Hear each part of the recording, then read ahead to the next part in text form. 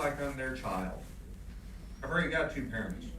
I don't need more up in Richmond. In Virginia Beach, we have the largest population in the city, or in the state, in the city.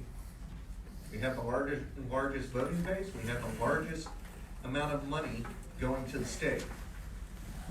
Now the state wants to spend my money and your money, more than $7 million, to hire 28 people to create a secret police that belongs to the governor himself, as part of state police. Saw that happen a few times in the past.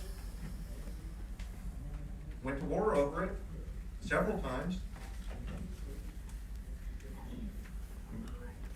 The British tried to do it to us, we kicked them out. The Germans did it, they decided to create a Holocaust. Russians did it, conscripted millions, killed hundreds of millions. Who says we're not headed that way by people that aren't interested in following the Constitution? Our Constitution is the most important thing in this country. We are a country of laws, but if it goes against the Constitution, the law is repugnant and not a law at all. So, in closing, everybody,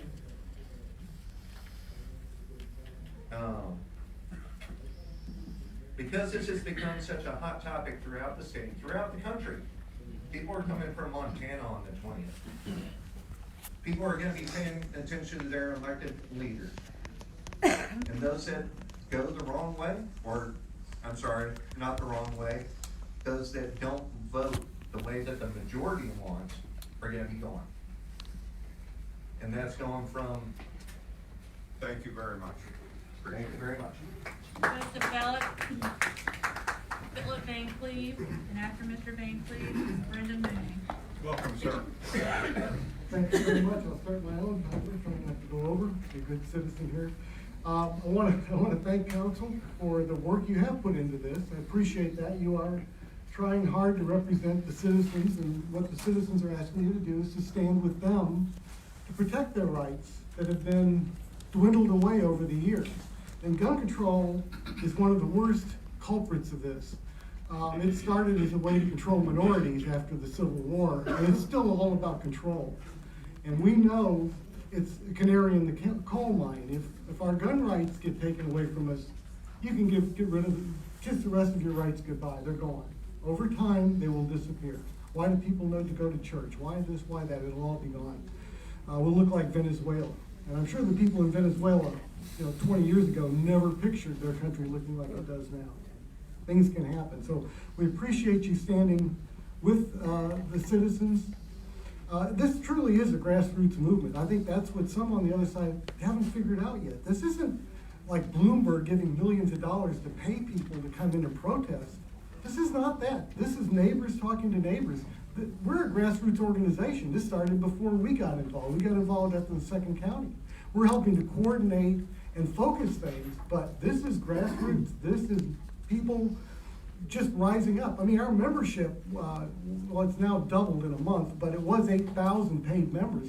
We didn't reach 100,000 people that have been showing up. 100,000 have showed up across the state over the last 6 weeks. That's citizen. Now, some of them were asleep, and I understand. They should have been there voting. Believe me, we tried to say, people, you need to vote. This is different this year. But they've gotten used to things flowing along. We haven't had any major gun control in Virginia for 20 years, so they were getting complacent. They're awake now. They're wide awake, and they're not happy. And they shouldn't be. They should have been allowed to sleep, but they're at least with their basic rights being protected. But the governor's declared war on gun owners, people like you and me. He's not declaring war on criminals, and he admitted that all of the things he had put into that emergency session, he admitted in the press, not one of them would have done anything to stop the massacre that you guys had here. It was aimed at people like you and me. It's the wrong people to aim this at. And so that's what we're railing against. We just want to be left alone. We're the good people. We follow the rules. We play by those rules. we don't get arrested, we don't cause problems. Why can't you leave us alone? That's basically the message out there. And my time's almost up, I don't wanna run over, but thank you very much. I do appreciate the effort, I appreciate the politeness that we're always received here. Thank you very much. Thank you. We have Brendan Mooney, Cassidy Browning, and then Timothy Anderson. Welcome. Thank you, Mayor and esteemed City Council. I really appreciate you guys' time. I want to give a special shout out to you guys' fire department and your police. They are beyond professional, so I want to give a special shout out to them. I come to you as an executive member from VCDL. Like Phil kind of echoed, I'm not going to echo a lot of those points, but just I'm a Virginia Beach citizen. I moved here back in 2009 when the Navy dropped me off here as a simple enlisted guy. Since then, I've started a family. My wife and I, we live over Lansdowne, and I'm proud to be part of Virginia Beach. This is the best city in the state. Sorry, Chesapeake, if you're listening. I own a business here. I own a small little IT company. I don't want to make my contractors or any of my business partner a felon because he simply wants to carry something to protect himself. My business lawyer, he's Jewish, and he is facing anti-Semitism daily. Some of his friends up in New York are actually being attacked, as we very well see, and the way they're defending themselves is with America's most popular rifle. I have friends in the LGBTQ community, and I will say that they're in fear. They use some of these weapons to defend themselves that would be very well felonies with SB 16.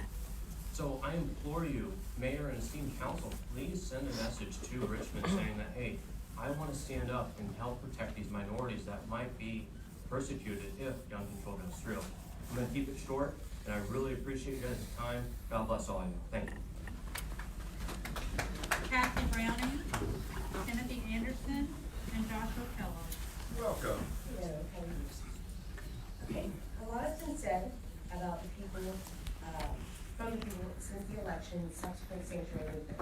Honestly, I don't know how much more I can be adding to this, but for what it's worth, here are my 2 cents. Today, I'm not only representing as a wife and a mother of 7, but as a state leader of the 3% Original Virginia chapter. We are a part of a national organization made up of patriotic citizens who love their country, their freedoms, and their liberty. Contrary to the rumors, we are not anti-government extremists. We're actually pro-government, just so long as that government abides by the Constitution and remains for the people and by the people. There is so much overreaching in these proposed bills that I'm unable to choose one specific topic to argue against. I'm against it all. Our organization is against it all, and as a matter of fact, the infringements that are on the books now are more than any reasonable patriot can be expected to accept.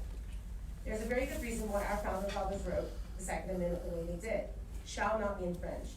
No exceptions, no subjects, clear and concise. They just lived through that reason.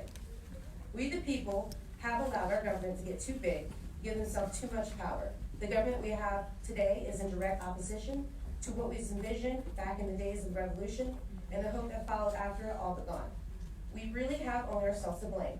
We get it. We were busy fighting the wars, working the farms, raising families, and being outrageously taxed for all of it. We accept where we have gone wrong, and we, the 3%, are awake now. And we want our rights back. We want our freedoms in our country. We are not seeking to overthrow the government, no. We just want to live our lives.